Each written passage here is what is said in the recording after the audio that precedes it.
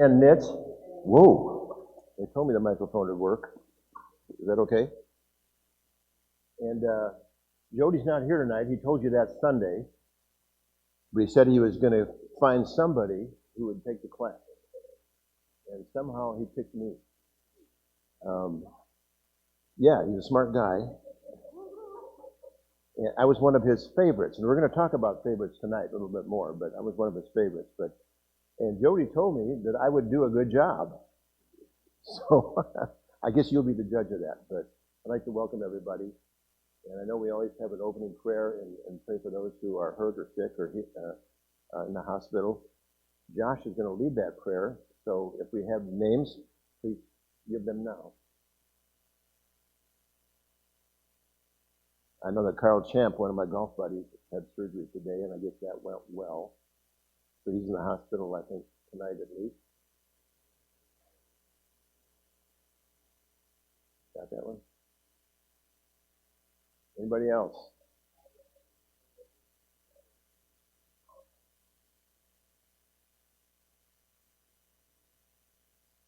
Okay, Josh, would you lead us, please?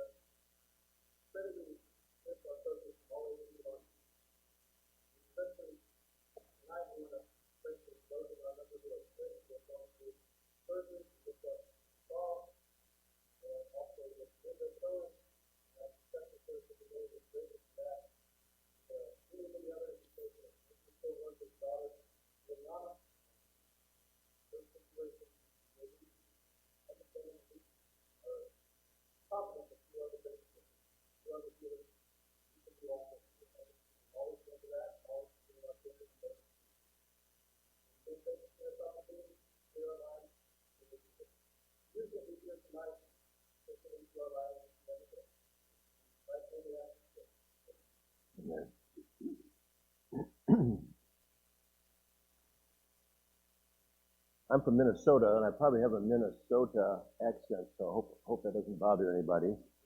But I've sat in this class enough over the last, or classes here at Central, enough over the last several years when I've been down here. I'm a snowbird, of course.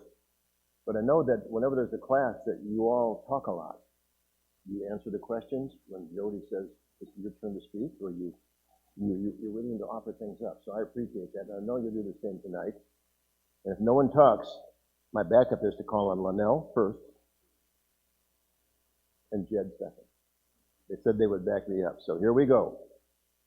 As Jody often does, we take a few minutes just to review what we did last week. And last week was the first lesson that we had on the life of Joseph. And we learned that Jacob, we knew who Jacob was, right? He was the father of Joseph, and he was Abraham's grandson. Jacob had 13 children by 4 different women, 12 sons, and a daughter. And this happened to have a slide here. I'm going to put it up if this works. That eventually became the 12 tribes of Israel. And this is sort of the breakout here. So up on top we see Abraham and Sarah having Isaac. Of course, he and Rebekah having Jacob. And then these are the 4 women that Jacob had children with. We see Leah on the left, Leah's servant Zilpah in the middle left, and then we see Bilhah, and then we see Rachel. And down below you see the children, and they're numbered. And they're numbered to sort of get us to the 12 tribes of Israel.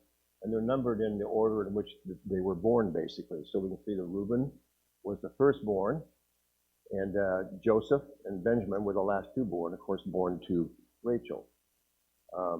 If we take Joseph's line down a little bit further, we'd find that he had 2 sons, Ephraim and Manasseh, and they would be counted as in the 12 tribes. Joseph is typically himself not counted, but he's counted through his 2 sons. His 2 sons were basically adopted by Jacob, and he gave them separate blessings. So that's the map, if you will, that we're working with here. And those were the children that Jacob had. Jacob lived 147 years. I don't know if anybody knew that or not, but that's pretty old by anybody's standards. The last 17 years of his life, he lived in Egypt. We know that Rachel, on this map, and from the story, Joseph's mother, we knew that she was Jacob's true love. And she's the one that bore children after all the other children had come, because she was barren for years, but finally bore Joseph, the 11th son, who was Jacob's favorite. And we're going to be using the word favorite quite a bit tonight. But before we leave Jacob, I got one more slide that I thought was pretty interesting. Maybe you've seen a slide like this before, but this is a slide that talks about Jacob's sons and their notable descendants. And you can see by looking at this, it's interesting that we get down to Levi, and we can see that coming from Levi were Aaron, Moses, and the others there, including John the Baptist. Judah, of course, was in the line of David and Jesus. And then we have some prophets that coming down the line. And then down at the bottom we have Joseph, and then we have Joshua, Gideon, Samuel coming through Joseph's line. And interestingly, Benjamin was in the line of Saul, Esther, and Paul. So I don't know if you've ever seen it split out like that before. It was an interesting chart that I picked up. And I just wanted to share that as a way of a little bit more background of what we're going to be talking about here. Okay, so we know that Joseph, and turn to your Bibles we're going to be working basically Genesis 37 tonight. Genesis 37. We know that Joseph was the apple of his father's eye, and that's told to us in Genesis 37:3, where it says, "Now Israel loved Joseph more than all his sons, because he was the son of his old age, and he made him a varicolored tunic." He received these special favors and special gifts from his father, including the tunic of many colors. And as a result of that, in verse 4, we find right away that his older brothers hated him. So we're going to talk about family relationships here a little bit more. So we're going to continue to read the story of Joseph, mostly out of chapter 37 tonight. And as Jody encouraged us to do last week, he says we need to look at Joseph one page at a time, one chapter at a time, one story at a time, and not to jump ahead, because we all sort of know how things eventually turn out. But we're going to examine a little bit more closely the one page at a time. So that's what we're going to do tonight. So we're going to continue his story tonight, one page at a time. We're going to learn about his early life and basically how he got to Egypt. And that's where we'll end it for tonight. Some other interesting information. Joseph's exact birth date is not known. But some scholars, many scholars, estimated it was around 2000 BC. And perhaps as late as 1745 BC. So scholars obviously don't have it pinned down exactly, but that's sort of the range that we're talking about. So, we're talking about 1700 years before Christ came. We're talking about 300 years or so before the Exodus out of Egypt, which is at about 1446 BC. So that sort of sets the time frame that we're talking about here. It was a long time ago. Jacob was thought to be about 91 years old when Joseph was born. Other scholars say there's a second view that is circulating out there that said, no, he was younger than that. He was 74 years old. Either one, he was sort of an older man when Joseph was born. We also learn some more about aging here, because in the first chapter, or in the first verses of chapter 37 of Genesis, verse 2 says, "These are the records of the generations of Jacob. Joseph, when 17 years of age, was pasturing the flock with his brothers while he was still a youth, along with the sons of Bilhah and the sons of Zilpah, his father's wives." So our story starts now with Joseph being 17 years old, and he was born sometime between 2000 and 1745 BC. So that's what we know. We know that also from the Bible, it tells us at about age 30, from 17 till 30 now, fast forward the tape a little bit, he was already then a high official to Pharaoh in Egypt. So the next 13 years of Joseph's life are going to be pretty exciting. We're going to talk about the first part of those, that 13 years between 17 and 30. Does anybody know how old he was when he died? It's in the Bible, but maybe someone snuck ahead, I don't know. But Joseph was 110 years old when he died. Genesis 50:26 tells us. And that would have been about the year 1635 BC when he finally died. He died in Egypt, where he spent most of his life. When Moses led the Exodus out of Egypt, it was Joseph's wish, and Moses took his bones with him and brought them back to Canaan, and he was buried near Shechem. And tradition has it that he was buried in a parcel of land owned by Jacob. So that's some of the ages and some of the dates that we have here. So now we want to go on and talk about Joseph was the baby of his family. Now I say that because they say, well, what about Benjamin? Well, Benjamin came along after Joseph was basically declared dead, not knowing that he was alive. So he was the baby of the family. So what does that mean? Let me ask you some questions, and here's where you have to help. Were any of you the baby of your family? If you were the baby of your family, raise your hand. Okay, we got several. Sandra, it all makes sense now. Oh, it all makes sense now.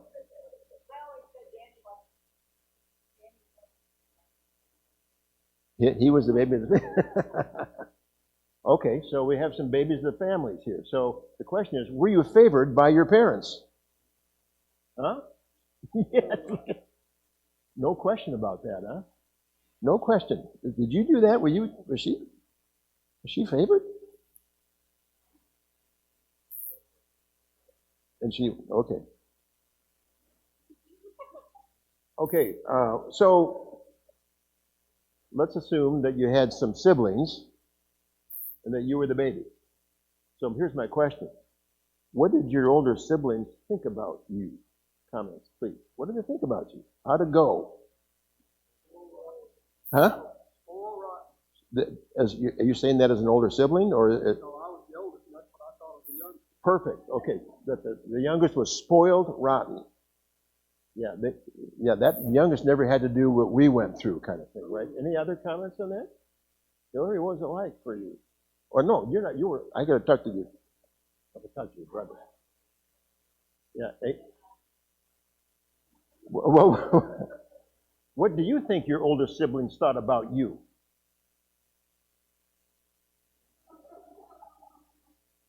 Can't tell, huh? Okay. Very good. Anybody else? What? Ah. Perfect. Perfect. The baby always gets away. Yeah. Never had to do what you had to do. Now, that's great. That's a common theme. Any other common themes? They get more stuff. That's a fact. I think that's a fact.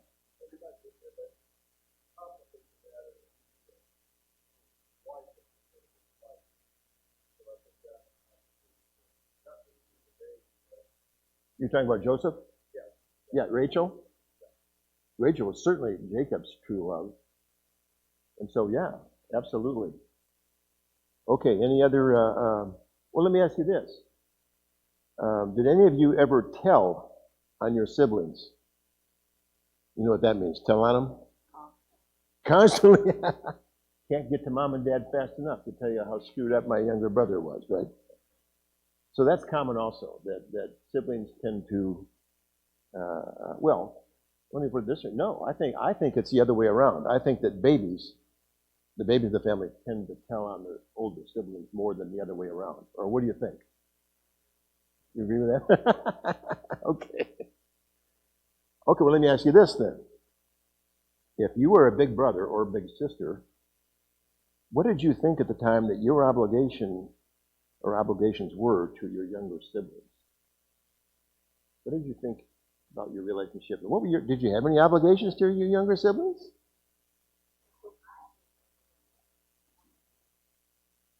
I hear that a lot. Yep. That's not uncommon, unfortunately, is it? Because sometimes it had to be. They might be working out of the home or something, or there might be other problems involved. So that's an obligation, right, to sort of shepherd along the younger children. Anything else?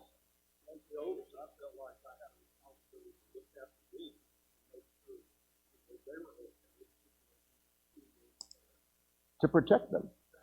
I remember my older brother once, I was so proud of him because he protected me because we were I was in kindergarten, he was in third grade, and we were riding to school, but I was in those days we had bikes with back fenders, you could ride on the back of the bike. And I was riding along with my brother. And we just about got to school, and this bully said, "You can't be riding double," because it was against the law or whatever, I don't know. And my brother said, "Shut up, he's my brother." And I felt really good about that because he protected. But protection or taking care of or seeing to it that they're okay is certainly one of the things that an older sibling would want to do for their younger siblings, in between all the squabbling and fighting and everything else. I had the position of growing up as the middle child. And if you think the middle child can be better. It can actually turn out to be better. However, my older brother and my younger brother, but they came at me from both ends, saying I was spoiled. So my younger brother never knew what spoiling was, but both of them said that I was the one who was always spoiled. And they were always telling on me. And to this day, my older brother and my younger brother would tell you the same thing. They would say the same thing. Yeah, you were spoiled. You were the middle child. You never did anything wrong. Well, all I can say to my older brothers and my younger brother is that I remember every spanking I got. And why was it that I got more than either one of them combined, or both of them combined? I'm the one that always took it. Now, they might not remember, but I remember every spanking I ever got. And I can't even remember once when they were spanked. Yet they think I was the middle child, and I was the one that got all the benefits. So, if you're a sibling who is not favored by your parents, how did that make you feel? Well,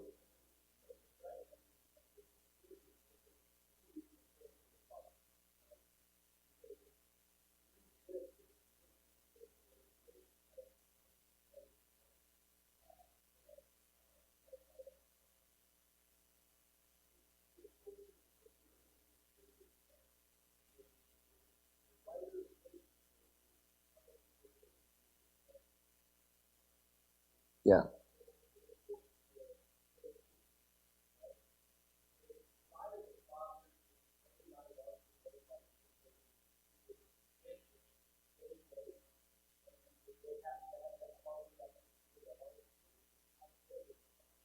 I think you make an excellent point. And sometimes as I go through the Bible, and in this story also, it's like you ask the question, what were they thinking?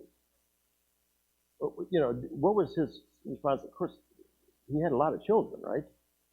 So that's a problem in itself by 4 different mothers who also had their own agendas. You had to try to keep them happy. But some of the questions that I ask are, what were they thinking? For example, when Jacob went into Rachel, right? It turned out to be who? Leah. And he said, the next morning he said, "You tricked me." I don't know how that works, but there must be some awfully dark rooms that were in those days or what. I don't know, but you got to see, what was he thinking? I mean, why did that work out that way? Well, we don't know the answer to that, but sometimes we just don't know. But not being a sibling, not being a favored child, or being a sibling who is not favored, you can feel pretty down sometimes. It's like, why isn't my parent not paying attention to me like they do the favored one? So it's not fun to be one of the siblings on the outside. But in our case, Joseph was the favored. We know that his brothers, and it was apparent, and I agree, a failure of fatherhood, to see that and notice it and say, I need to do something about that. They saw the tunic. His brothers saw that their father loved him more than all his brothers, verse 4. So they hated him. and could not speak to him on friendly terms. So this was deep. This was deep. The brothers, of course, were all older, and so you can imagine the conversations that they had in private about Joseph. And we're going to be privy to some of those, obviously, here along the way. So here's Joseph. He's grown up to be 17 years old now. There have been 17 years of favoritism. Gotten everything he needed, everything he wanted. And so we know that Jacob had flocks. We know that there were sheep involved here, and that the brothers, which would make sense, would go out and tend the flocks and take care of them. So we pick up the story. Well, first of all, we know that earlier it said he was out pasturing the flocks. So he was working as a young man, 17 years old or 16 or 15. He was out with the bigger brothers, so he spent time with them and the sheep. Okay. The things weren't really going all that well with his brothers. So we pick the story up in verse 5 now. Joseph had a dream. And when he had told it to his brothers, they hated him even more. He said to them, "Please listen to this dream which I have had." Now remember, here's the younger kid telling all the older kids, you get around here because I got to talk to you about this dream. "For behold, we were binding sheaves in the field, and lo, my sheep rose up and also stood erect, and behold, your sheaves gathered around and bowed down to my sheep." Then his brother said to him, "Are you actually going to reign over us? Or are you really going to rule over us?" Like disbelief, like, yeah, kid, right. Yeah, good for your dream. So they hated him even more for his dreams and for his words. Now you can almost picture Joseph, having been the baby, he's out there sort of lecturing the older brothers and telling them, "Hey, this is really exciting because I'm the chief guy in the dream, and by the way, I'm going to rule over all of you." Didn't go over too well. But he's had a second dream, verse 9, and related it to his brothers and said, "Lo, I have had still another dream, and behold, the sun and the moon and the 11 stars were bowing down to me." He related it to his father and to his brothers, and his father, now here's Jacob, rebuked him and said to him, "What is this dream that you have had?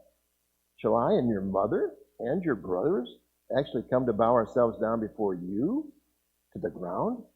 So here we have even Jacob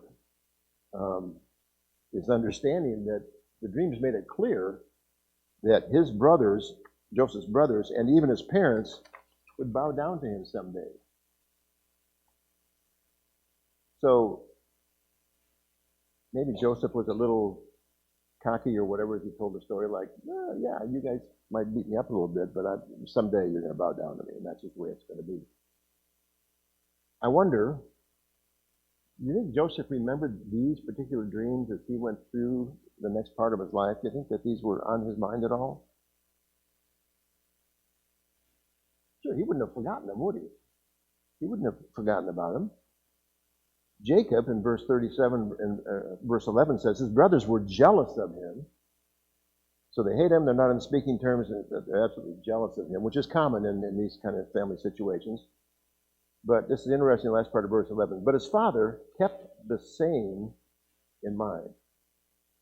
He kept the dreams in his mind, like, I wonder what's going to be happening here. Okay. I had one more slide on being the favorite. I got a Christmas present. I have two daughters. And my wife and I went out of our way for all the years that they were at home, and still forever. They said, "We love you exactly the same." I mean, Christmas presents were bought right down to the penny. You know, we balanced the books to the penny. They're the same. Well, a few years ago, we're around the family Christmas tree and we're opening presents. This was the present that I got from my older daughter. Can you read that? I opened the mug, and it says, I'll read it if you can't read it. "I love how we don't even need to say it out loud, Dad, that I'm your favorite child." And of course, she thought she was cute, giving me that mug for Christmas. And all I remember what I did, I turned right to my younger daughter, Mandy, and said, "Mandy, it isn't true." My older daughter was pimping me and said, "You don't even need to talk about it, Dad. I'm your favorite child." So, anyway, enough of that.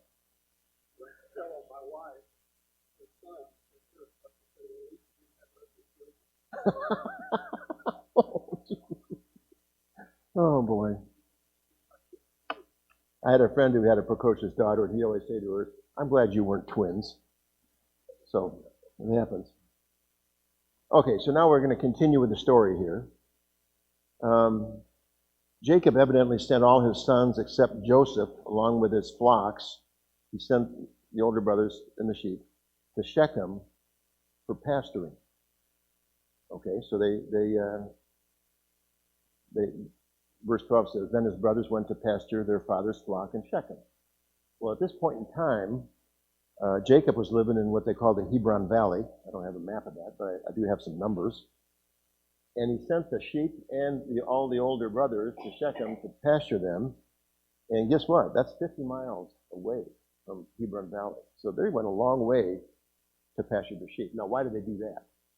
Well, I think we all know a little bit about the Canaan. It was the weather there. Sometimes was favorable to growing grasses. Sometimes it wasn't. Sometimes it grew better in certain places than others. And they necessitated them having to move the sheep around to get good pasture. So he sent all the older brothers and the sons with his sheep to Shechem, 50 miles away from the valley of Hebron, where Jacob lived with his family.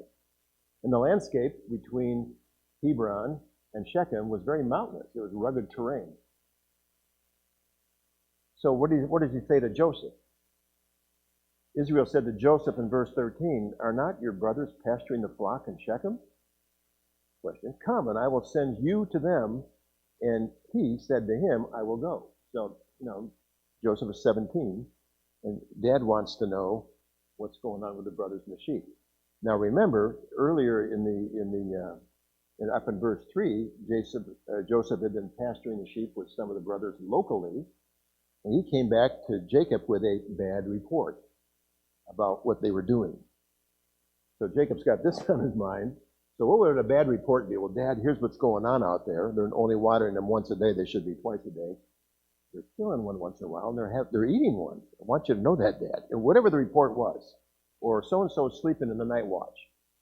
And so here's Jacob. He sent his flock and the older brothers away. He said, I wonder what they're up to now. Well, I think I'll send Joseph out there because I need to check up on them. I want to know how the flock's doing, and I want to know how my sons are doing. But he maybe in the back of his mind thought, I wonder if they're screwing this thing up again. So there they went. So here's some questions about that.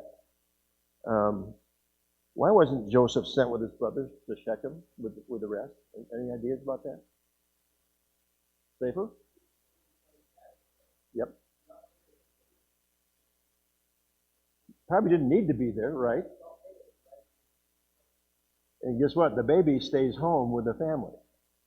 That's the obvious thing you would think, right? And he is the youngest, and it's a long way away. So we can accept that. That's why he wasn't sent initially. But here's some other questions here. Why did Jacob seem it necessary to check on his sons? Well, we talked about that because there might be trouble out there. Or maybe they're not doing well. He hadn't heard from them. They couldn't go on the internet or say and just send them a quick text. I would cheat, and they couldn't do that. And what's interesting also is that Joseph said, I'll go. So that's good. So here's the next question, though. If Joseph was the favorite and the father wanted to protect him, why was he sent all by himself? Remember, it's 50 miles. Now, if you walk 10 miles a day, okay, you got probably 5 to 7 days to get there over rugged mountain terrain, and you're sending your son out by himself. At least we don't have a record of anybody else going with him. So it looks like Joseph has gone alone. Well, why? If he's the favorite son, why did he send him alone? The journey may have taken a week or more. So what do you think about that? Any reason why he'd send him alone? Ran out of brothers, I guess. Who else would he send with him? But he must have had other servants, or I wonder if Jacob even worried about that. He must have. He must have worried. Well, but he must have had confidence that Joseph could probably do it and make it okay. So Joseph takes off alone. The next thing we see is that verse 15, he's wandering around Shechem area. A man found him, and behold, he was wandering in the field. wandering in the field, and the man asked him, "What are you looking for?" He said, "Well, I'm looking for my brothers. Please," the word please tell me where they are pasturing the flock. So what do you think was Joseph's mental state at that point?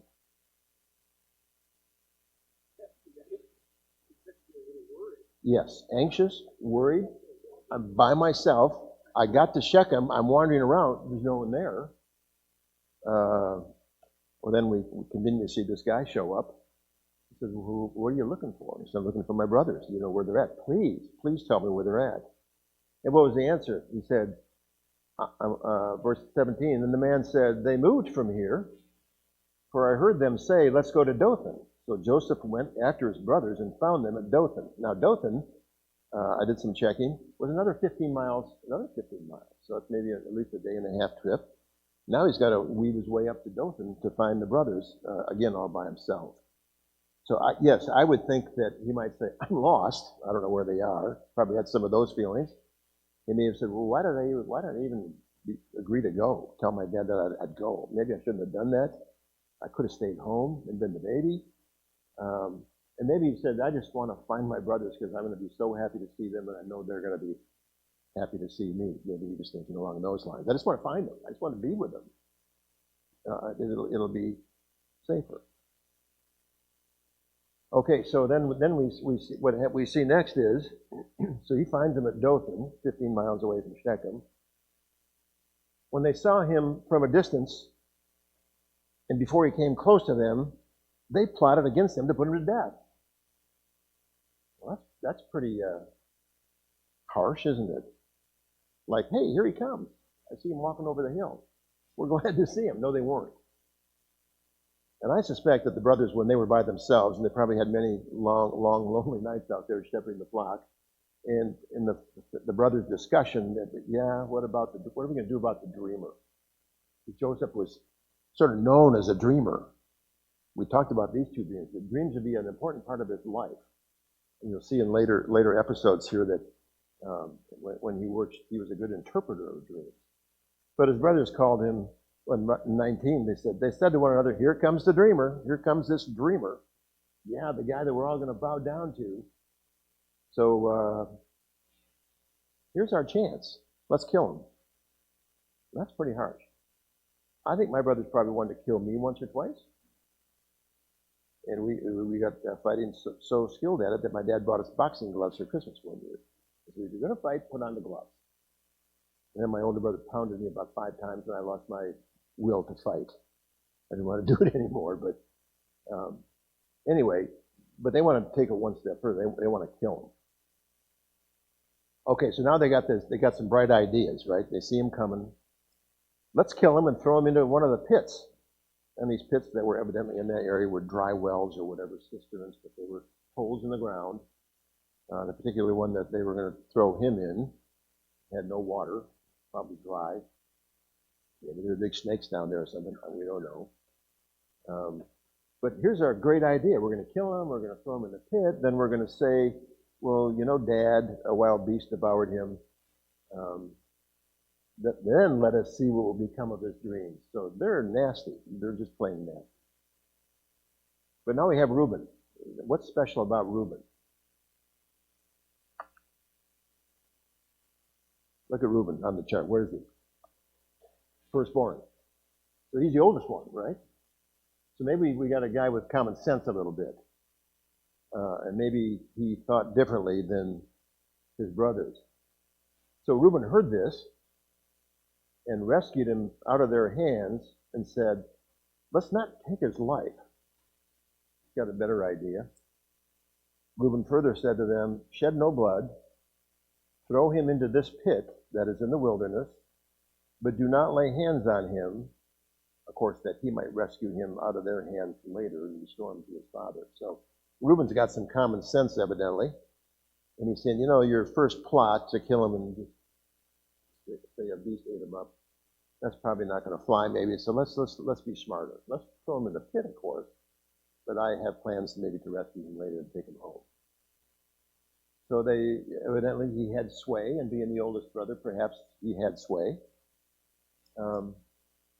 So it came about in verse 23 that when Joseph reached his brothers, that they stripped Joseph of his tunic, the varicolored tunic that was on him. That must have made these guys just see red, that tunic. They probably had seen all they wanted to see of the tunic. So they took that off of him, and they took him and threw him into the pit. Now the pit was empty without any water in it, which was a good thing. So how deep was the pit? Well, it's probably deep enough that he couldn't scramble out again by himself. He would need help, right? Here's a question. Have you ever found yourself in a dry pit? I mean, not actual, maybe some of you actually had, but what about, have you ever been at a place where you're like, I'm sort of stuck, and I don't know what to do. I can't get out of the situation I'm in or whatever. I think we've all probably felt that way at times, right? So what was your state of mind when you were in that spot in your life? Dead? You said you'd do it. Said you'd do it.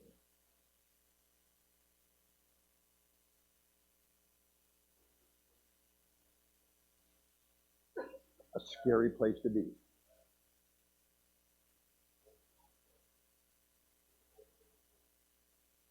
Maybe talk to all the wrong people and get all the wrong answers. Sure.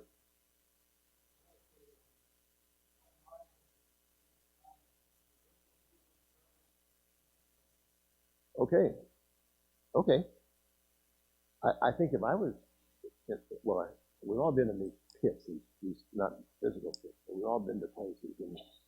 And yes, a Christian, I think, especially would want to say, I need to talk to my Father. I need to talk to God about this. I'll pray. But we also might spend time doing some self-analysis, like, how did I get into this situation? Why me? Why did it happen to me? I'm sure Joseph probably thought about that as he's in the pit. Now, maybe he's been praying, but he's probably saying, I was so happy to see my brothers a few minutes ago, and now I'm in this pit. But maybe he's reflecting that, well, maybe I came across a little too strong about the dreams. Maybe my dad did baby me. I had the coat. He may be doing some self-cross-examination there. So have you ever been to the point when you're in this pit that you're not sure you can find the way out? Have you ever decided I give up? And what does give up mean? I mean, the ultimate give up is I'm going to take my life. Well, we're not talking about that. But you say, I give up. I don't know. Yeah, I don't know what to do. I've tried and tried and tried. And golfers do that like every day. you have a good hole, they have a bad hole. I give up. Carl Champ, I played several rounds of golf with Carl. And one time, I think it was last year one time, we're out there and 16th hole, he hits a bad shot and he says, oh, that's it, I just give up. I'm going to quit. And we thought, well, it was 16th hole, he probably had enough for the day. It was sort of windy, a little chilly. So he just wants to probably just go in, and we were expecting he was going to take the cart and just go into the clubhouse. And I said, well, it's been a sort of a tough day, and tomorrow will be better. He said, no, I'm quitting for good. He said, no, I'm quitting golf. Well, that was 2 years ago, and he texted me the day before his surgery Tuesday. He said, I shot 75 at Silver Shores today, and it was really great. I triple bogeyed the last hole, but still had a 75. And now today he's got surgery, of course. But so he hasn't quit yet, and so we've had to talk him out of the pit a few times, though. All golfers have been there more than once. So sometimes we can wallow in self-pity, though. We just say, I just don't know what to do, or I want to give up.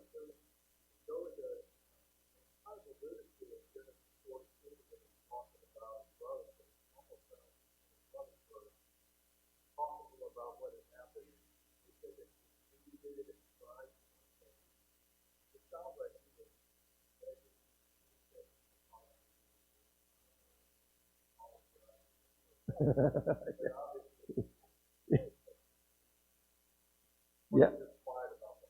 Probably, yeah. Would you say, throw me in the pit and I'll just sit here and be quiet? Like, guys, I'll never talk about dreams again.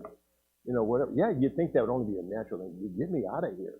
You're supposed to be my brothers. You're supposed to protect me, right? And they probably had some choice words for him also and said, no way, buddy. You're lucky to be alive right now.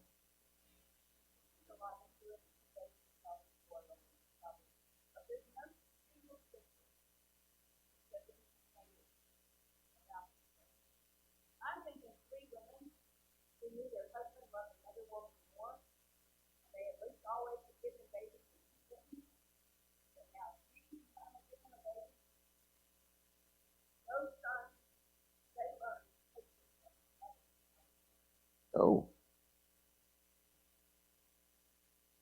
that's an interesting angle. Thank you. Okay. Um, but certainly, if we find ourselves, Will Rogers, the famous comedian from years ago, said, if you find yourself in a hole, what does he say? Stop digging. Stop digging. And so maybe Joseph had some of those thoughts. You know what? I dug this hole myself, and I've the way I come across.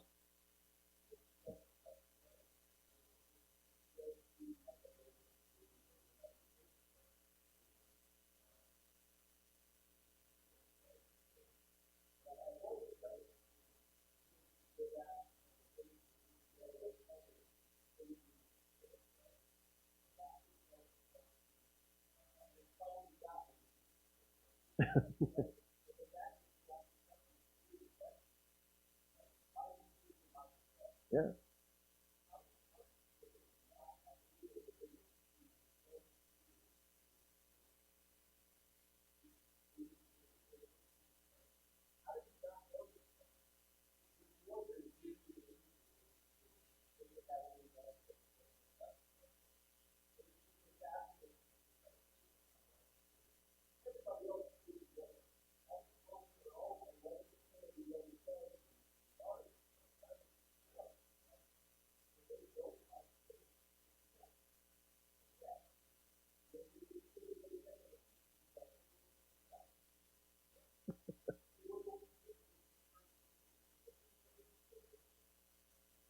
And, and I think Jacob knew of their hatred. And so you'd think he'd say, I hope he's going to be okay out there. I hope they don't do anything. I mean, so you say, what was he thinking, right? That's back to that question. Um, so the mental state of the brothers when they saw him coming, they first of all, they mocked him, well, here comes the dreamer. Okay. They sought to kill him and have a cover story that they could tell Jacob. But yet Reuben had a different reaction. He was the oldest brother. Um, question is, was God working through Reuben and using his providence to say, I'm going to cause this to go another way because I'm not going to let him kill Joseph right now. But there's Reuben talking common sense. God may have been working through him. We also have another brother who's thinking about this, and his name is Judah. And what does Judah say? Let's get up here to, okay, they took him and threw him in the pit. Now the pit was empty without any water in it. Then they, the brothers, sat down to eat a meal, and as they raised their eyes and looked, behold, a caravan of Ishmaelites was coming from Gilead with their camels bearing aromatic gum and balm and myrrh on their way to bring them down to Egypt. How convenient was that? This says there's no time. I mean, he's in a pit, but it's almost instantaneously that evening they sit down to have a meal, and all of a sudden here come the Ishmaelites. So again, that may be God's providence that these people show up just at that right point in time, and maybe some time had passed that he was in the pit. Here's Judah, though. He's got another idea. He said to his brothers, well, what profit is it for us to kill our brother and cover up his blood? He must be the businessman of the outfit, saying, hey, we can make a few bucks off of this deal. Why just kill him? Come and let us sell him to the Ishmaelites and not lay our hands on him, for he's our brother, our own flesh. Maybe feeling some guilt there, maybe feeling some family love or family ties, maybe he was a friend of Joseph, but just couldn't voice it because the other brothers would shout him down. Who knows? For here's our brother, our own flesh. And his brothers listened to him. So between Reuben and Judah, we had some opposing views here, and the rest of them evidently were persuaded. Okay, so here come the Ishmaelites. And then verse 28 says, then some Midianite traders passed by. Now, here's a question. Well, I thought they were Ishmaelites, and I did a little research on that. And basically, they were from the same group of people. Sometimes they were separated or lived in different areas, but the terms were often used interchangeably. So we're talking about the same people here. So they pulled him up out of the pit and sold him to the Ishmaelites for 20 shekels of silver. Thus they brought Joseph into Egypt. So 20 shekels of silver. Now, if Joseph had been watching that transaction, he says, is that all I'm worth? My father values me much more. What are you guys doing to me? You're selling me? I don't want to go with these guys. I just want to get out of the pit and be with you guys and then go back and talk to Dad. and tell him how things are going. So he had to be sort of confused. Maybe at this time he was thinking that my God has abandoned me, because maybe he had been praying. But he's saying, well, where's Father in heaven? What are you doing? I guess at that point he has to conclude that his brothers already had abandoned him. He's had to sort of come to that conclusion. Remember, he's 17 years old. So this is all coming at him very, very fast. And lo and behold, he finds himself on the way to Egypt. Again, this overall, in overall sense, this is God's plan for Joseph working out. There's a lot of providence involved here. A lot of God's steering. You have to believe it, because this is the way it was meant to be. Because God had bigger plans down the road for Joseph and for Jacob and for his brothers. But now he's found himself on his way to Egypt. In Egypt, he finds himself on the auction block, and he was sold as a slave in Egypt to none other than Potiphar, verse 38. Sold him in Egypt to Potiphar, Pharaoh's officer, the captain of the bodyguard, which was very fortunate in a way, because that's how he was going to ascend the ladder in the hierarchy with the Pharaoh. And finally, by age 30, he was right at the Pharaoh's side, running part of Egypt. So one of the things that Jody said about this lesson tonight is that it's down, down, down, down, down. That's what it's been for Joseph, the baby of the family. So is he growing up through all this? Probably some. He's reflecting on how he's been babied and so on and so forth. There's probably some lessons for the older brothers that are involved in this that'll become more apparent later in the life. And then we have Jacob back home wondering what happened. What happened? Where did my son go? But it was down, down, down, down, down. He was sold out by his brothers. He was sold out by his family. He was put in the company of strangers. He was headed to a strange land. He was surrounded by those speaking a foreign language, a foreign tongue that he probably didn't know. He was enveloped and tossed into a different and a strange culture. And then he was sold again as a slave when he got there. He was sold twice in a very short period of time by his brothers, and then the Midianites sold him off to the Egyptian officer. All this time, maybe he was wondering and worrying about, where's Dad? Where's my father? What's he thinking about this? Who's going to tell him? That had to be on his mind. So, bringing it back to real life with us as we close this chapter and read this one page at a time in the life of Joseph, when we think about our lives, I'm sure we've all had times when we think we're going down, down, down, down, down. Anybody heard of Murphy's Law? Murphy was a real guy. Did you know that? He was an aerospace engineer. And they were testing some rockets, I guess. And he said, you know what, if anything can go wrong, it probably will with all the testing we're doing. And that just sort of took hold. And that's basically Murphy's Law. If anything can go wrong, it probably will. It certainly was happening to Joseph. All the things that went wrong came all at once. And they were all possibilities, and they all happened to him. Well, sometimes that happens to us, too. Things go wrong, and then they keep going wronger and wronger again, and all of a sudden we're at the bottom. And we don't know what to do. So one of the things as we conclude this lesson is whenever we see things in our life going down, down, down, down, down, we should think about Joseph. Moreover, for that matter, we should probably think about Job. We talk about a guy going down, down, down, down, down. But also, we're going to close today with one verse, one extra verse. And I just pass it up here. Genesis 39. Let's turn to Genesis 39. We're going to close with this.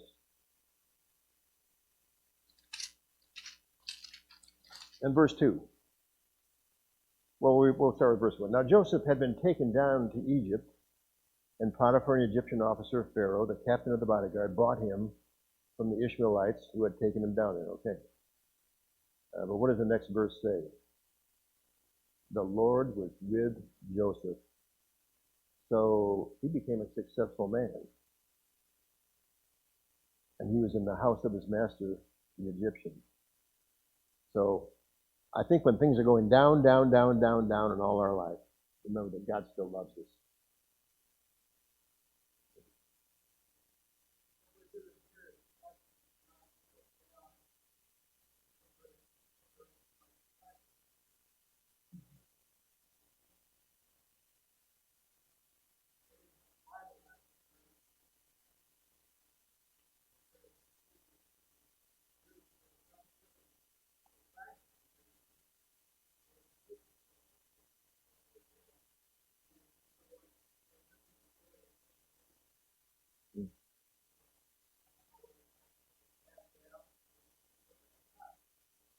suspect those stories were passed down, but just on my part. But yes, good point.